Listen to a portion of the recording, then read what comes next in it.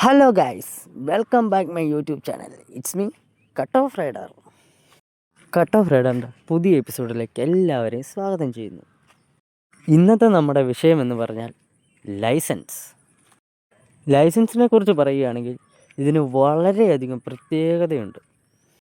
For example പറഞ്ഞാൽ, ഈ licence കിട്ടാൻ വേണ്ടിയിട്ട് നമ്മൾ ഏത് നിയമവും നമ്മൾ പഠിക്കുകയും ചെയ്യും, പാലിക്കുകയും ചെയ്യും. ഏതൊരു 18 തികഞ്ഞ പയ്യനാണെങ്കിലും അതിന് മുകളിലേക്ക് പ്രായമുള്ളവരായെങ്കിലും വേറെ ജീവിതത്തിൽ ഏത് പരീക്ഷയ്ക്ക് തോറ്റാലും ഈ പരീക്ഷയ്ക്ക് ഒരിക്കലും തോക്കരുതെന്നും ആഗ്രഹിക്കുകയും അതുപോലെ പ്രാർത്ഥിക്കുകയും അതുപോലെ റിസ്ക് എടുക്കുകയും എല്ലാ കാര്യവും ചെയ്യുന്ന ഒന്നാണ് ഡ്രൈവിംഗ് ലൈസൻസ്.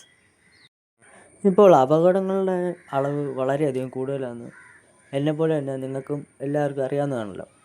അപ്പം നമുക്ക് ഇപ്പോൾ ചെയ്യാൻ പറ്റുന്ന കാര്യം എന്ന് പറഞ്ഞാൽ, എല്ലാ നിയമവും നിങ്ങൾ പഠിക്കണമെന്നോ പാലിക്കണമെന്നോ ഞാൻ പറയുന്നില്ല. പക്ഷേ ബേസിക്കായിട്ട് പാലിക്കേണ്ട കുറച്ച് നിയമങ്ങളുണ്ട്. അത് മസ്റ്റായിട്ടും പാലിച്ചിരിക്കണം. നിങ്ങളോടായിട്ട് ഞാൻ ഒരു ചോദ്യം ചോദിക്കാൻ ആഗ്രഹിക്കുകയാണ്.